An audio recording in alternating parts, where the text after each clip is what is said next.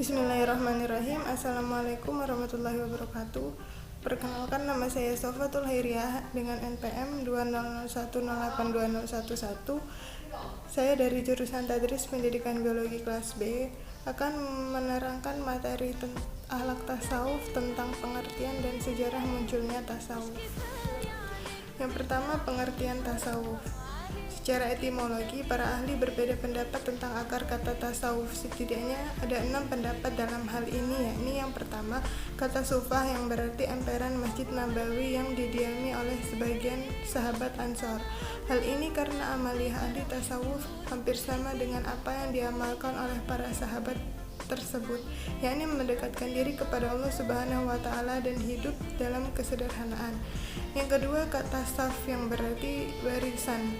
Istilah ini dianggap oleh sebagian ahli sebagai akar kata tasawuf karena ahli tasawuf ialah seorang atau sekelompok orang yang membersihkan hatinya hingga mereka dihadapkan berada pada barisan saf pertama di sisi Allah Subhanahu wa Ta'ala.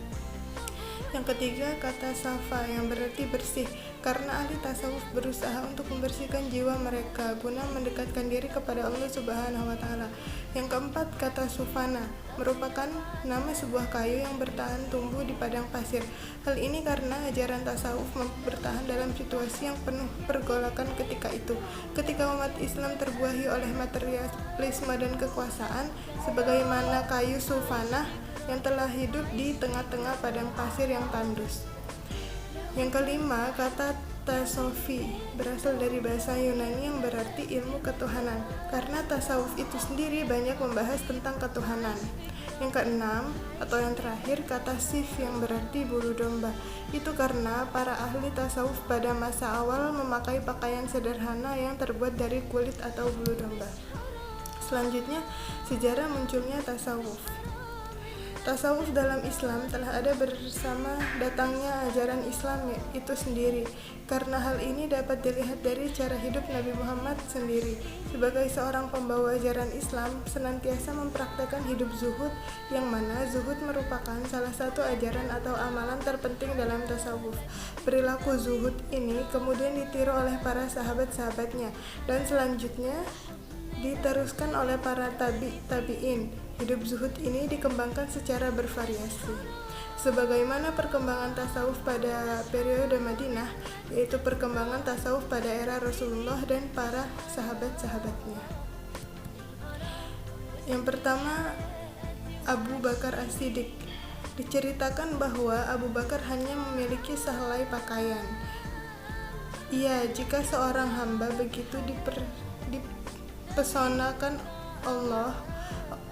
oleh Allah Subhanahu wa Ta'ala, membencinya sampai meninggalkan perhiasan itu. Oleh karena itu, Abu Bakar memilih takwa sebagai pakaiannya. Ia menghiasi dirinya dengan sifat rendah hati, santun, sabar, dan selalu mendekatkan diri kepada Allah Subhanahu wa Ta'ala dengan ibadah dan zikir. Yang kedua, Umar bin Khattab. Umar sangat takut mengambil harta kaum muslimin tanpa alasan yang kuat. Dia berpakaian sederhana, bahkan tidak pantas dipakai oleh membesar seperti dia. Umar meneladani sikap Rasulullah SAW dalam seluruh hidupnya. Prinsip hidup sederhana ini juga diterapkan Umar di lingkungan keluarganya. Istri dan anaknya dilarang menerima pemberian dalam bentuk apapun dari pembesar ataupun rakyatnya.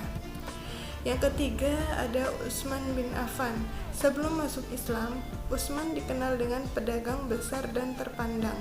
Kekayaan yang berlimpah ruah. Setelah masuk Islam dengan penuh rela, ia menyerahkan sebagian besar hartanya untuk perjuangan Islam dan membela orang-orang miskin yang teraniaya.